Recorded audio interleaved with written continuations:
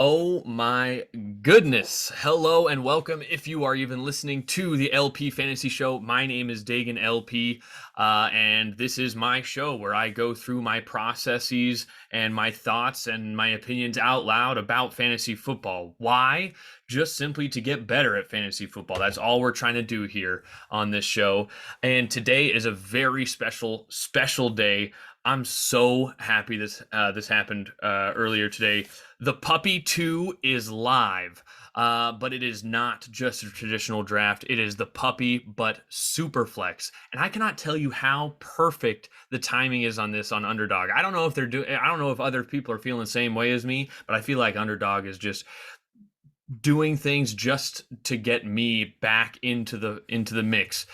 I had just thought about the idea of halting my Best Ball Mania 3 drafts a little bit, slowing down just a tad. Number one, that $25 entry per draft is a bit pricey, at least for someone of my status here. I'm just a teacher. Okay, so forgive me for not pouring thousands and thousands of dollars into Best Ball Mania 3 drafts.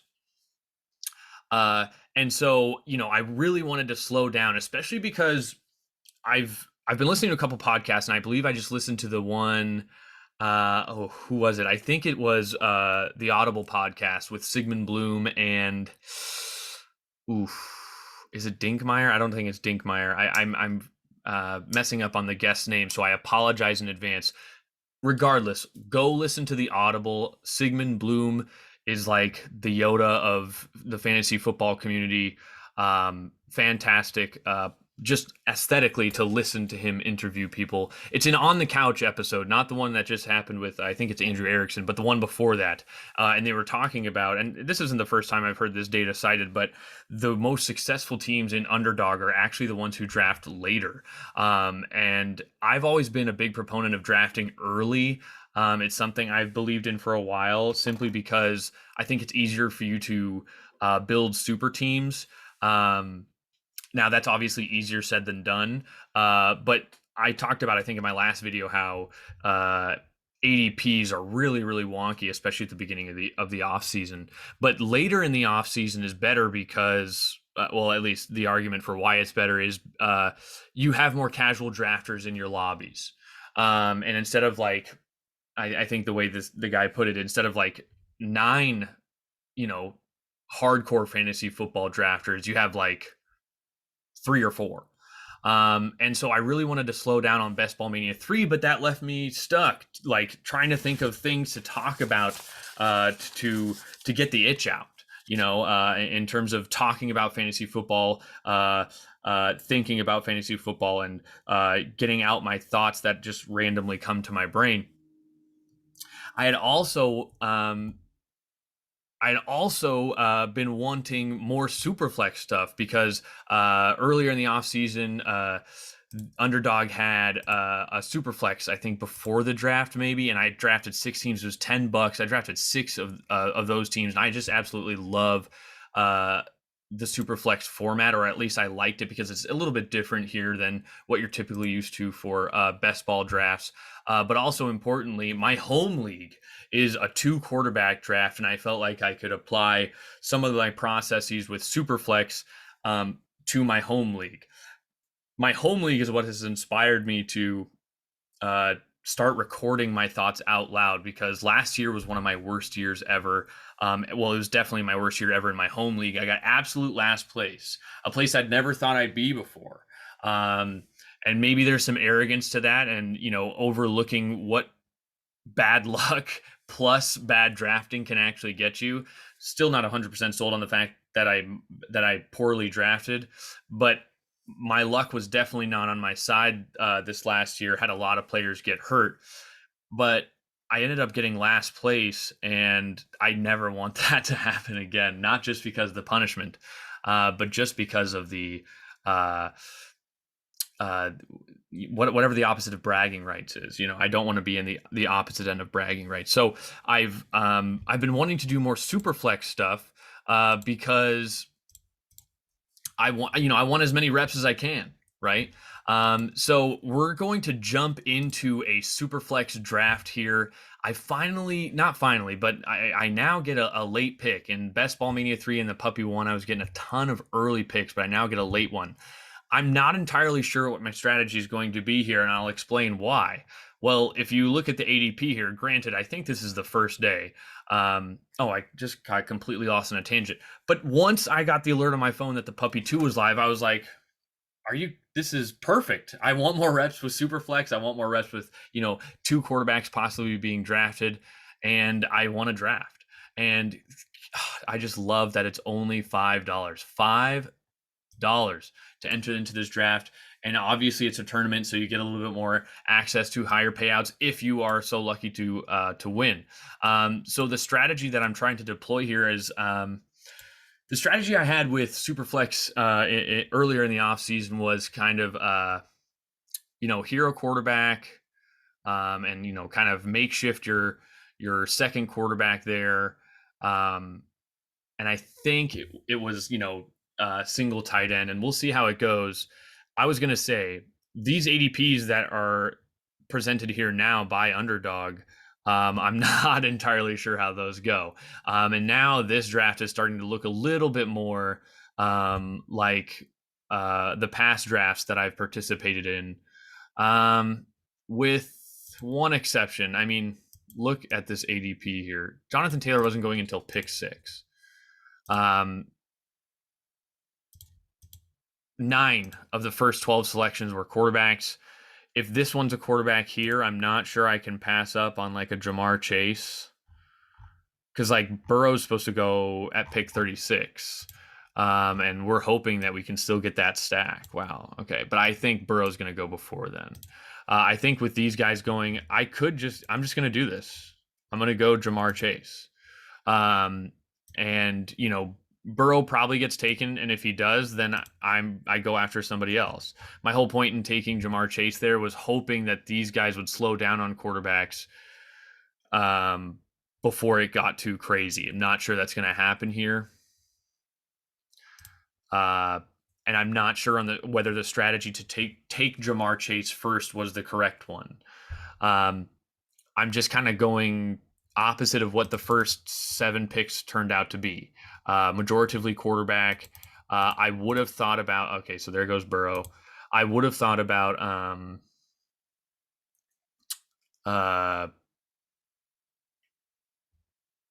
Lamar Jackson there at pick 8, mainly because I think he could have a really fantastic year, and I do want that shot at an elite ceiling. And I think he could be end up being, right now he's my quarterback too, simply because of the rushing upside. I actually love that Lamar Jackson start here because it gives you a really good shot at getting Mark Andrews right here if you really wanted to. And in a super flex league, I think that's pretty bomb. Trey Lance goes.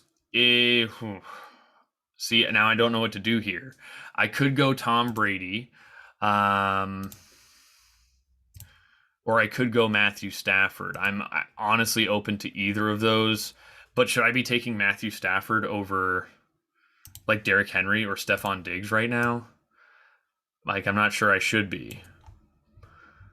Saquon's ADP is at 31. Yeah, I'll just take Derrick Henry. In what draft are you getting Derrick Henry and Jamar Chase? You're not. And they can take the quarterback points. I'm not sure how much, a legit second quarterback is going to be worth. I kind of want to check a couple things here. Let's look at the rules here real quick. So $50,000 to first place. All of the scoring is pretty much the same. Haven't seen any differences there. And you still start one flex and one super flex. So it is interesting that you no longer start 3 wide receivers, and instead you start the super flex in place of that. This is kind of our biggest fear here, but this just makes no sense to me. Fine, whatever, do it. Go ahead and take 3 quarterbacks. Like, this is the value here. Like these are the things we're talking about here. Like I'll take the shots on the guys that you're not willing to take a shot on. I guess like right now, this guy went Josh Allen, Derek Carr, Trevor Lawrence for what? You should only be starting two of them ever. Um, and do you need a back? This would be an okay strategy to me if you're playing two quarterback and you're playing in a redraft league. This guy could have went Mark Andrews and got the perfect stack. And I can't believe I'm going to miss out on Joe Burrow. I guess I should have went. I guess I shouldn't have went anybody. I mean, look at this. I'll take them all. Okay, so there goes Tua. Should I be taking a quarterback? I'm not sure I should. Not sure I should. I'm gonna go. Who's top of the list? Mike Evans. Mike Evans is the top of the list. That's who I'm going. I kind of lost my train of thought there because it became my pick. But look, I get it on the look. This guy kind of lucked out. Jonathan Taylor, Aaron Rodgers, Kirk Cousins, but now he's going to be, and he should be fine on the back end. Um, it's not too egregious. This guy panicked. I think he panicked and he took Tua, worrying about the brand of quarterback left on the board. This guy's got Kyler and Trey Lance. That is very interesting. This guy's got Jalen and Russell Wilson, also very interesting. Shouldn't we still be trying to stack a little bit? Like I don't know. This is my first share of Derrick Henry in a while. I was kind of talked off of him a little bit, not because of not that it took like a lot of convincing. I definitely see the downsides in Derrick Henry. But to me, and maybe we don't want to be investing an early round pick in a guy like Derrick, a first round pick in a guy like Derrick Henry. Because the offense is going to be so bad, I guess. This should be fun. Dude, how does that happen every time? Every time I'm getting sniped on Barkley. So I get it. I get that, people might be off on Derrick Henry, but I'm kind of a little bit back on. I just read an article recently. This guy, I don't know his name, but it's called Fantasy Unleashed. You should definitely check it out. Josh Norris of Underdog just retweeted one of the articles, a thread of articles that this guy's written. And I did think that it was pretty interesting looking at the statistics of, how often positionally players reached a certain amount of points in a game. So like how many weeks, did they score over 30 and which players did so and how many times did they do so? And Derrick Henry was one of the few who did it multiple times. I think Jonathan Taylor did it 3 times and there was one more who did it 3 times. Derrick Henry did it 3 times and he only played 8 games. Like that's pretty something. As well as its 0.5 PPR. So those pass catching backs that I think people are worried about, or would prefer over Derrick Henry, they're not as valuable in 0.5 as they are in one in full PPR. Sorry. So I thought that was interesting. On top of the fact that Derrick Henry was catching passes last year, so like, why are we that worried about him? I just don't see it as to why people are so worried about him. Well, I see it. I see why people are so worried about him. They're worried about his age. They're worried about injury history, I guess. I would be worried about the offense as a whole, whether that offensive line is as good as it used to be, whether that offense can attack defenses enough through the air that it won't force defenses onto Derrick Henry. Once again, though, not even sure it matters, right? Not even sure it matters that you try to stop Derrick Henry because he's unlike anything else in this world. So I've been kind of off and on here on Derrick Henry, but I think I'm back on, especially just because of what his upside could be and the fact, dang it, and the fact that he's getting taken in the middle of the first rather than, I thought he'd be a top 3 pick this next year or this year. I thought he'd be a top 3 pick. Kind of coming back to our draft here. not ever in any draft are you getting this combination of players, at least not ever in any non-superflex draft. Um, the two guys I was really starting to hope that quarterbacks would just fall off a cliff a little bit, and they stopped getting drafted for a minute there. But of course, this guy's got four quarterbacks. I'm just gonna hammer a bunch of late quarterbacks and hope that this works. I guess. Like I don't know what people are doing, man. There's no reason you should be having four quarterbacks. I'll still take Allen Robinson. Um, Travis Etienne is interesting to me. Should I be taking a quarterback here? I don't know. Is this on my way back 6'5"? Like, should I be taking Mac Jones? Once again, I don't want to force it. I'm just gonna go Allen Robinson. To me, this is almost a tier break at wide receiver. And if you have ETN and Zeke, I think that's a tier break. I'd put Bateman up there, but I'm gonna go Robinson. I don't know. This just because this makes me happy. Like, look at these guys. I'll figure out quarterback later. I don't care. Um, uh, so, Darren Waller, I want to talk about him a little bit. Obviously, I'm getting him after ADP, whatever that means in this draft here. But to me, Darren Waller is one of the tier breaks. Maybe it's Kittle. Let's see where I was at. Where did Kittle get taken? He did, only a few picks after me.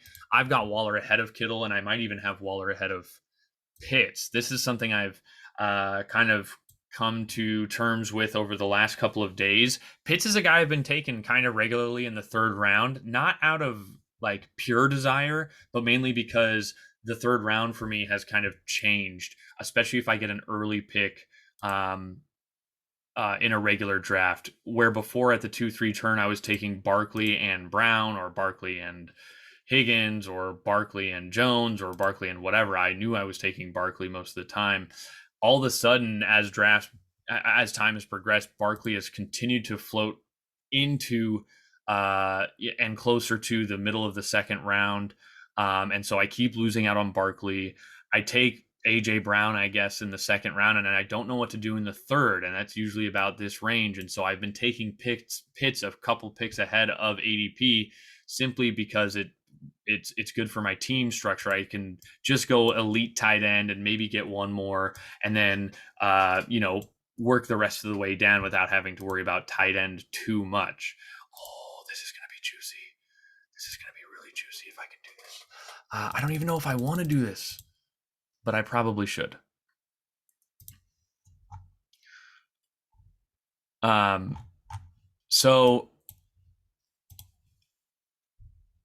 So I've been getting more and more of Pitts, but you know what's I've been thinking about it more, and this is off the heels of listening to another dude. Should I be taking Mac Jones? I think this is a good one. This comes on the heels of listening to another On the Couch episode. I think it was either with the same people, with the same guy, or it was with Andrew Erickson. But do we want to be drafting teams or players in bad offenses? More importantly, do we want to be investing draft capital and more draft capital into players that are on bad offenses? And I get that they have Drake London, and Pitts is just a baller in and of himself. But this offense was bad with Matt Ryan. And now they don't have Matt Ryan.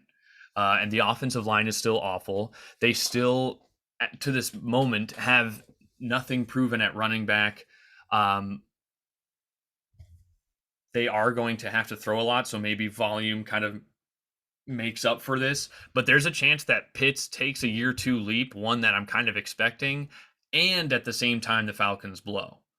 And they don't play well on offense. That's totally possible. And just because he takes a year two leap doesn't mean that translates statistically. Wow, we are just getting way into some value here. What does quarterback look like? I'm okay with this later. I'm okay with this later. And this later, although the shoulder injury does scare me a little bit. We'll take 4 random shots on quarterback here. This is something I've done before, but and it rarely does work, but I think I might be buoyed by Mac Jones here. Okay, so these are the quarterbacks we're looking at. Um, DeAndre Hopkins as your wide receiver 4 is scary to me, and I think something that's too good to pass up. AJ Dillon and Clyde Edwards-Helaire make some sense to me. Um, None of these wide receivers, unfortunately, really. Oh God, really please me. I was going to be drafting Devontae Smith or Josh Jacobs here, or DeAndre Hopkins, and it looks like I'll be drafting DeAndre Hopkins. I forgot what I was talking about. That's like the third time this has happened. Oh, Pitts. So there's a chance that Pitts is takes a year or two leap and is good, but the problem is that the Falcons are bad, and we're playing to win here, and we should be going after guys who can explode. And like Pitts was like a third round pick last year, and he did not pay off, I think, a third round price tag. He was great to the eyes, but statistically, in what he brought you in terms of value for your fantasy team, I think in best ball, eh. Now maybe he was more like a fourth or a fifth round pick, and so maybe I'm off by a couple rounds here. But what explains the jump? I think it's this perceived scarcity in tight end, maybe. To me, the reason I'm passing on Pitts now in the third round is because I can get Waller around later. And there is some notion, I guess, that Waller is not as good as we thought. We've seen Waller be productive, and maybe it's the too many mouths to feed, with Devontae Adams or whatever.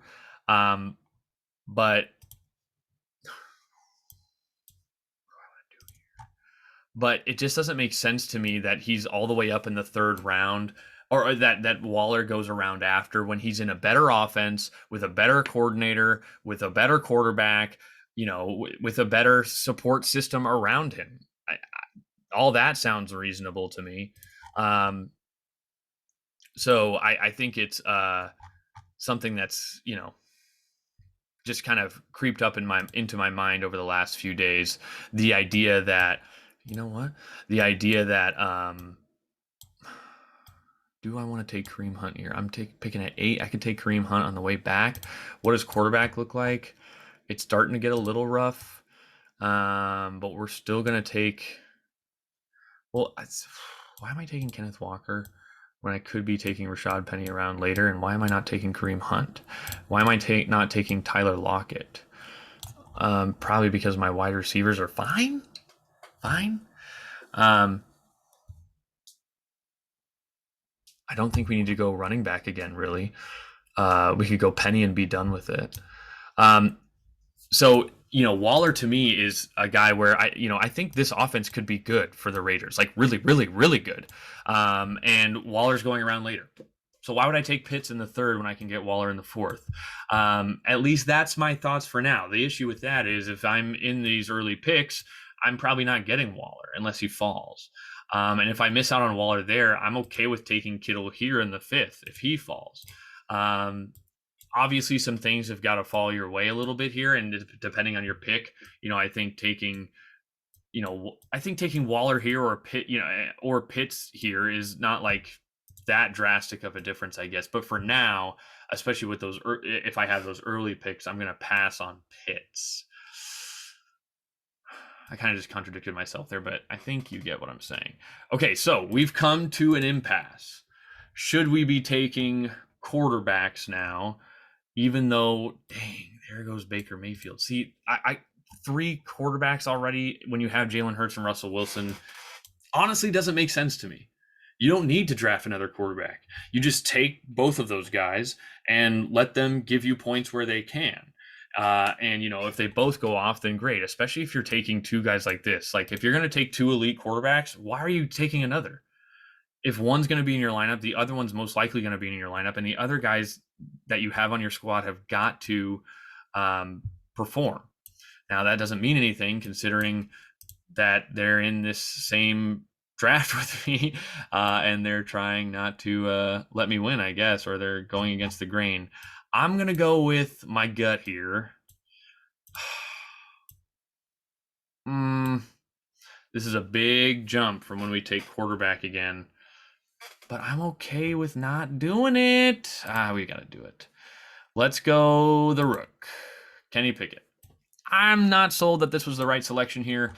Ayuk or Kadarius Toney makes a ton of sense. So does Olave, Garrett Wilson, Chase Claypool. We'll see what happens, but I should have another one somewhere, one that I kind of believe in. We're going to probably take 2 more stabs at quarterback. One of them being Ritter. Is he gone? Or no, he's not. He's way down there. I don't understand that. If that's the idea, or if that's the Garrett Wilson, this is the first time not the first time. This is one of the first times I've seen Garrett Wilson go. My problem with this is you're only getting a 5-pick discount on Garrett Wilson, when you should be getting like at this point like 15-pick discount. And maybe you actually are 116. You tend to take him at 101. So never mind. Don't listen to me. That's totally fine. I was really hoping I'd get one of them, though. We're 6 picks away. There is a chance Chris Olave makes it to us, but he probably won't, just as I say that. So I do like, that right there. I love this team. That's a great team. Deep, has options. I love that. The only issue is you don't have a tight end. Maybe he goes Ertz here or something. Freiermuth, that's fine. Do it. We should start thinking about stacking our Mac Jones here, and our Kenny Pickett. We missed out on what's his face? We missed out on Claypool. This is a tough one, legitimately. I might go this. Did Penny already go? It seems like he already went. Yeah, he already went. So we're going to go Ramondre Stevenson here.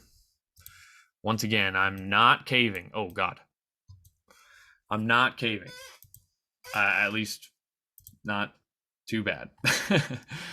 We're not caving, really. We're taking Ramondre here. I've only got 2 quarterbacks. Does anybody else have only 2? This guy, a couple people do. Let's see what who's this guy? This is Matt.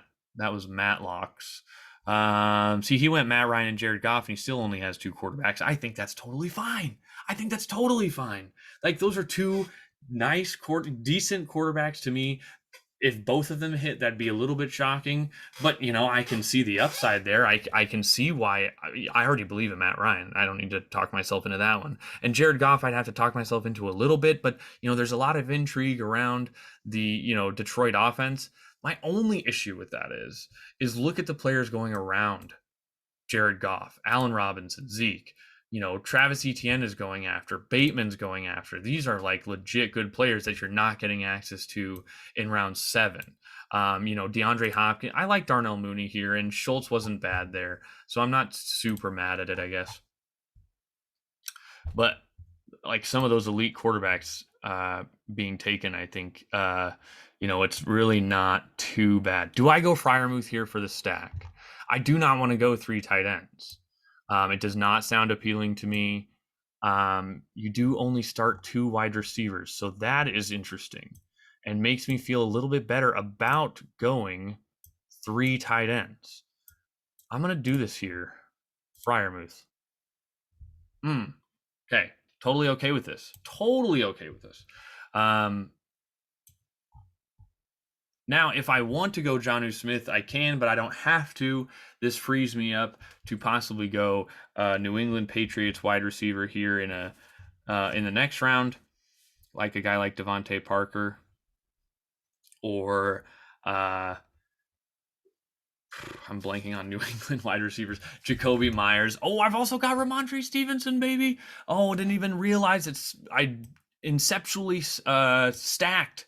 So I'm feeling honestly pretty good here. I know people would be like, your quarterbacks are weak. Don't care right now, honestly. I do believe in Mac Jones. I am nervous about the fact that there is no more Josh McDaniels, and not only the fact that there's no more Josh McDaniels, but there's legit not an offensive coordinator in New England right now.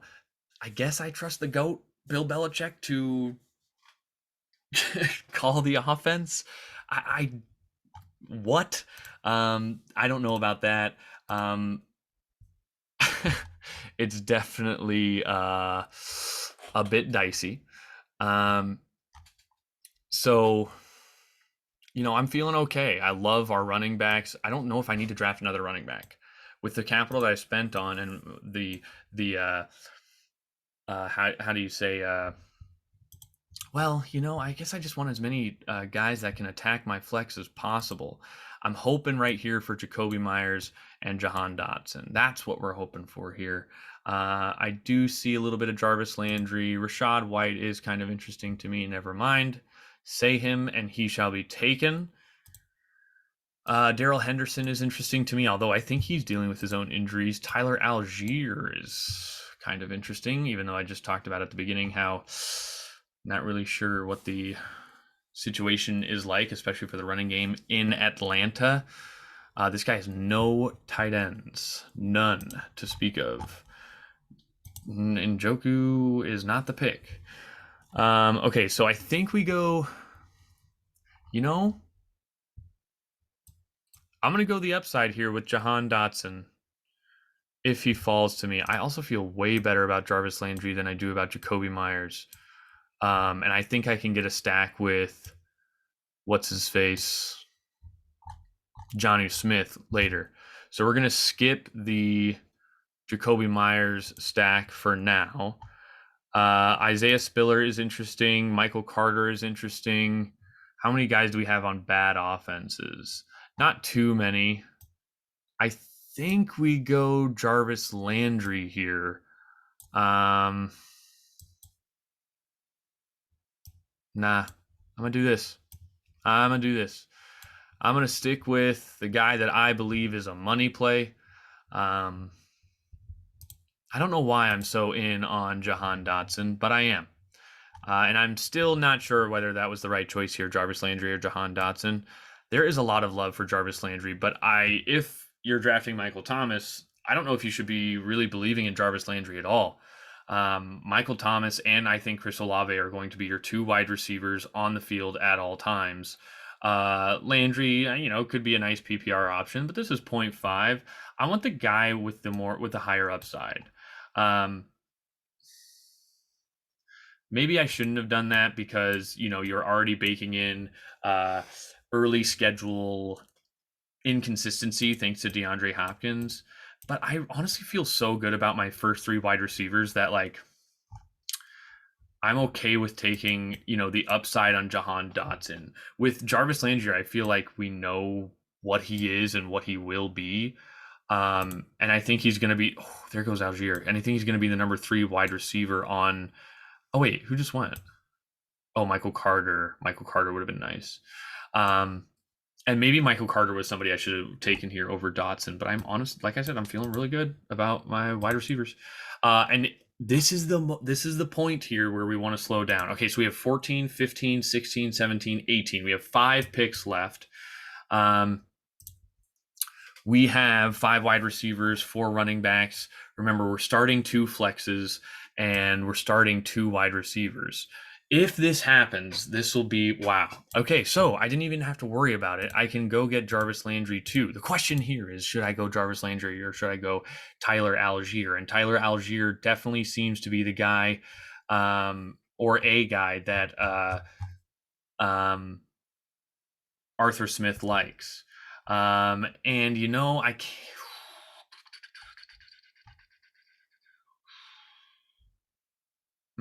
I like more options at running back later. I almost went Algier here. Really almost went Algier. But I like my options at running back later in the draft than I like my options at wide receiver.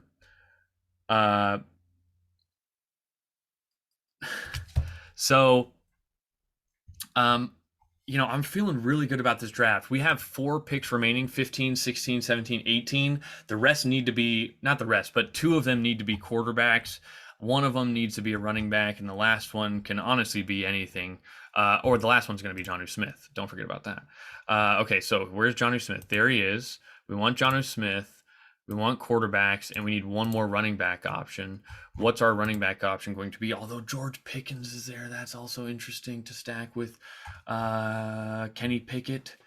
Ooh, 'cause we do have the Fryermuth stack. That is very interesting. George Pickens does make some sense here. Maybe we only go one quarterback that we stack with. Oh, but the question is, which quarterback are we going to stack? We got to figure this out. Okay, where is Garoppolo going to end up? That's a fantastic question to figure out first. Will he be ending up on any of the teams that I've drafted for? The answer is no. Should I be taking a guy like Taylor Heineke? What happens if Carson Wentz gets hurt? You know, I've got Jahan Dotson on here. Why not take a shot on Taylor Heineke? And if he plays, I think there's a lot of upside there, you know, a lot more weapons. So that does interest me. Ritter, who I think could battle for the QB1 spot, is not even being drafted. Like, if you have Kyle Pitts, your last pick should be Desmond Ritter.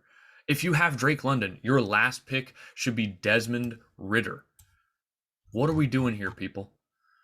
I know it's early, but come on. Do I take Gronk? I mean, he could come back. Okay, so we're picking at 15 here. I feel like this just makes a ton of sense. Does it not?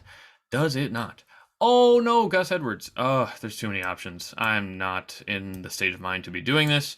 We are going to take, I guess, George Pickens and hope for the best. But we also want a running back. I guess. I shouldn't have done that. Okay, because that means I'm not taking another running back. Or I'm only taking one more quarterback. And, you know, honestly, I'm okay with only taking one more quarterback. You know, maybe Pickett doesn't start right away, but Mac Jones is going to be playing for sure. And, you know, maybe he doesn't score great. All I need him to be is quarterback 15, especially for the price that I got him at. Because the rest of these guys should go ham. Should. You know, we do wish we had someone maybe other than Derrick Henry. But, you know, for my one Derrick Henry share, like, am I going to really stress out about, or, you know, or this might be my second. Am I really going to stress out over the fact that, you know, Derrick Henry is in the second round? Pfft, I'm not. Man, Gus Edwards certainly seems enticing. Like, what if he comes back before Dobbins? Michelle is kind of interesting, but not really. I don't understand. I'm kind of starting to get talked into him, and it's really pissing me off. We're going to go one more quarterback. We have to go one more quarterback. The question is, which quarterback is that going to be? Right now, I'm kind of sold on Heineke, Ritter, or Garoppolo. Garoppolo is going to there goes Gus Edwards. Garoppolo is going to step into a situation that's pretty decent. But it looks like we don't even need to like worry about it. We're going to go Deontay Foreman, I guess. I know that's way ahead of ADP, but I don't care. If something happens to CMC, I want Deontay Foreman. So we're going to go Deontay Foreman here.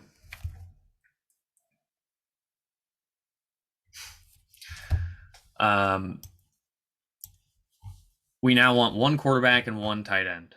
3, 5, 7, 3 is okay with me, especially when we have two flexes. The odds that one of my flexes is going to be filled by Kareem Hunt, Ramondre Stevenson, and then Allen Robinson or DeAndre Hopkins, like, I feel really, really good about my abilities to fill 2 running backs, 2 wide receivers, and 2 flexes, not even counting whatever Mac Jones and Kenny Pickett do. I want to kind of peruse the quarterback landscape here. The quarterback for the Carolina Panthers has not been taken. Whether you think Jimmy Garoppolo gets traded, whether you think Sam Darnold plays, or Matt Corral. Right? Corral hasn't been taken, has he? No, he hasn't. How is that possible? You're not gonna at least like try for the quarterback? This is a free starting quarterback. Not sure you want him, but I don't know. I'm not mad at it. I'm definitely taking Jonnu Smith before I take my last quarterback, because why the hell would I do so? I'm not even sure I need to take Jonnu Smith here. Like, should I be taking just a running back? The only reason I'm taking Jonnu Smith is to stack him with Mac Jones. So do I want Julio? That's an interesting one to me. Julio, and all of a sudden we have 8 wide receivers. I don't know. I don't know. Technically, I only have 6 wide receivers, at least for the first 6 weeks or something. First 4 weeks. Godwin's being taken like way higher than DeAndre Hopkins, isn't he? I don't remember. I got to check out what Godwin's ADP is. But for 2 guys who I expect to miss the first 6 weeks, DeAndre Hopkins is like super big value. I feel like, if not a super big value, then just a value.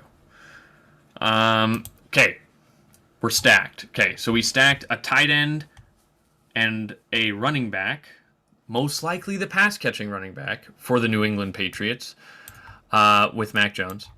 And then we also stacked a tight end and a wide receiver. Granted, at best, if the Steelers are healthy, the wide receiver 3 at best. But if someone isn't healthy, I feel like he could slot in. Like if something's up with Deontay Johnson, I don't feel too bad about that. Jimmy Garoppolo here, I feel like is a starting quarterback in the NFL still. Heineke coming in and playing, I feel like is more. There's more things, relying for that to happen. There are many other dominoes that need to fall rather than Jimmy Garoppolo's. Where Jimmy Garoppolo's, I don't think is like a tough domino to fall. All we're waiting on is time, aren't we?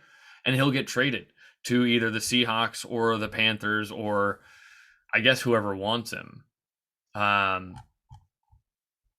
It is very interesting to me to be taking him here. Desmond Ridder, I think what steps in his way is Marcus Mariota might be more familiar with the system, number one, and Marcus Mariota might just be better right now. Brissett could be playing, should be playing. Malik Willis would need Tannehill to get hurt. Corral, I think, could win the job. I think that's why you kind of take him, right? But to me, Garoppolo, let's say another quarterback gets hurt. If you're taking a backup, like Matt Corral or Malik Willis or Taylor Heineke or Desmond Ridder, you have to hope that you picked the right backup, one of 32. But there's a chance that if a legit starting quarterback goes down, there's a chance that team trades for Jimmy Garoppolo.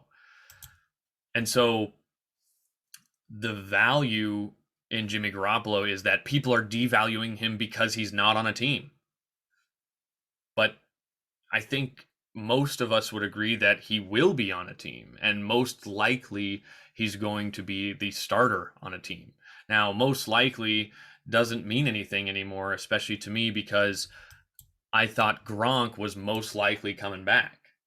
And I've got a lot of Gronk. And he's retired. And, there's still a shot he goes, I guess. Gronkowski. I'm picking again? How many rounds? Oh, there's 2 more rounds. I've made a mistake. Okay, this is why you need to know your draft, people. Oh, my goodness. Oh, we're definitely going another quarterback. I'm so glad I went 3 tight ends. Know your draft, people. Know your draft. This makes no sense that I let this happen. Wow.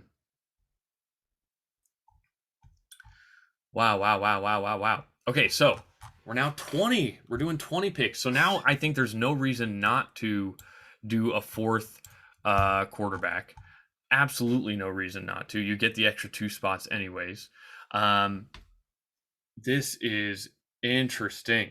Very interesting. Oops.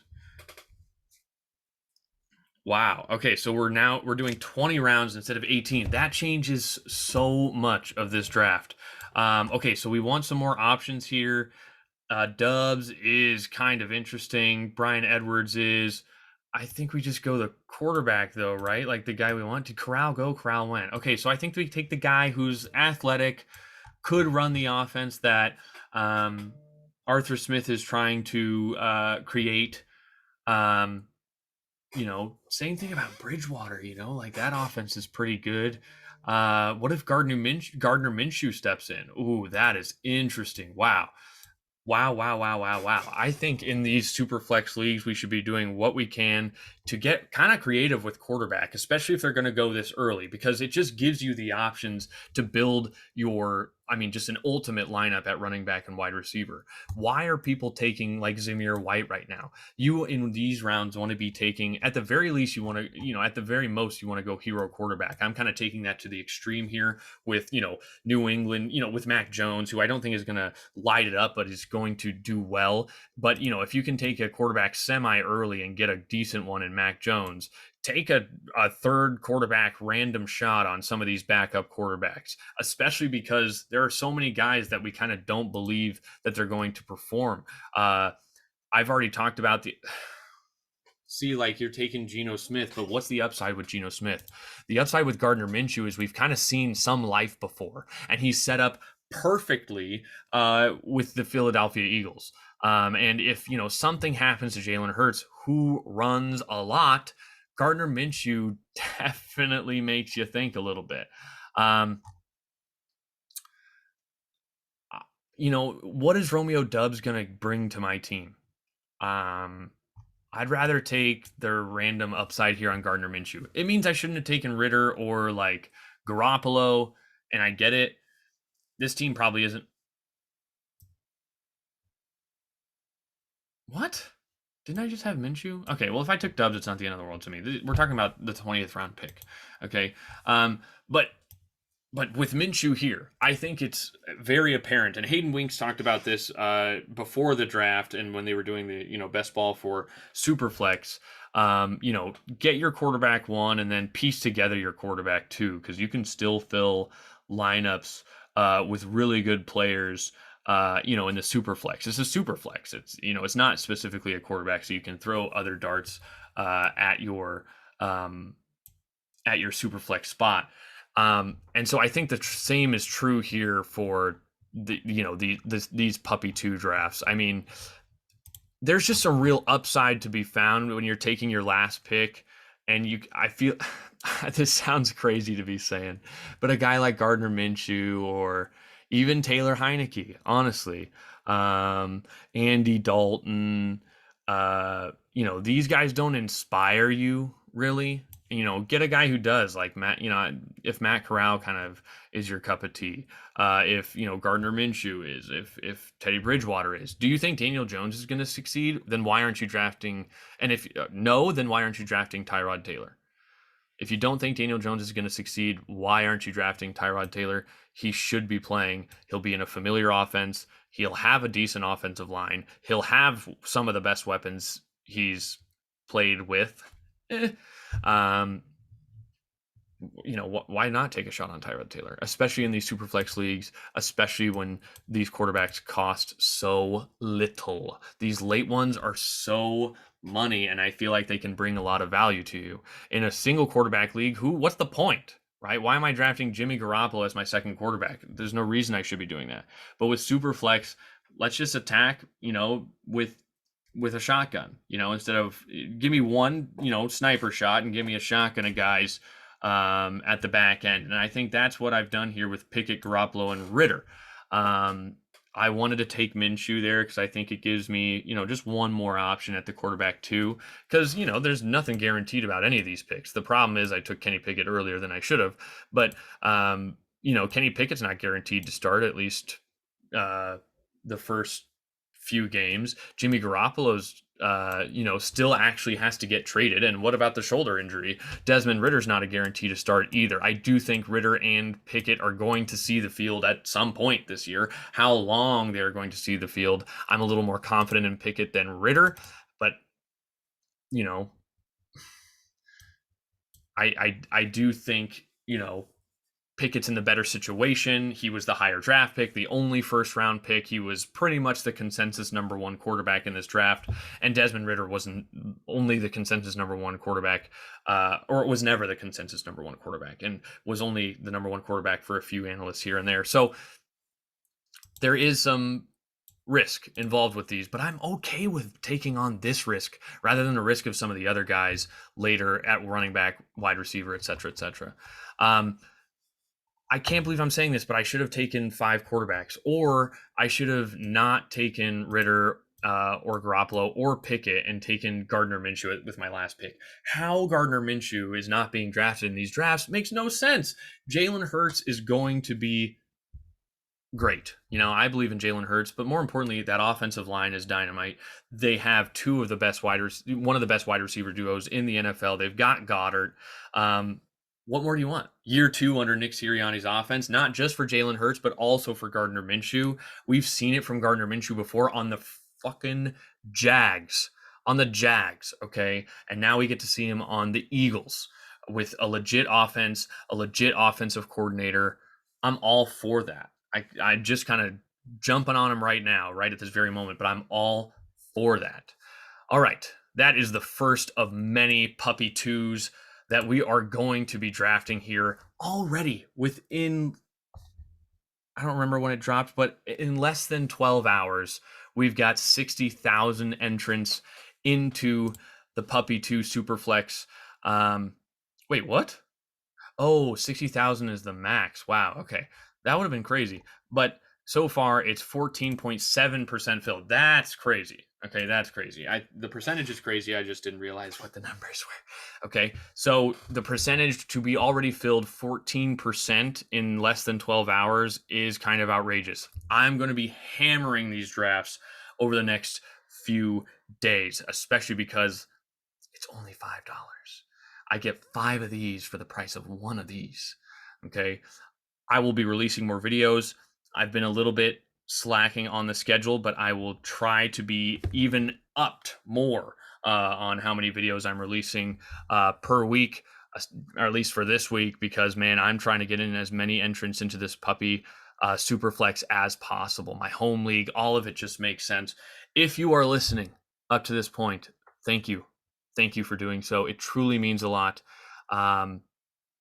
Please subscribe. Please leave any comments, hopefully nice ones, and I'll try to respond. That's if you're listening up to this point. Thank you once again, and I'll talk to you later.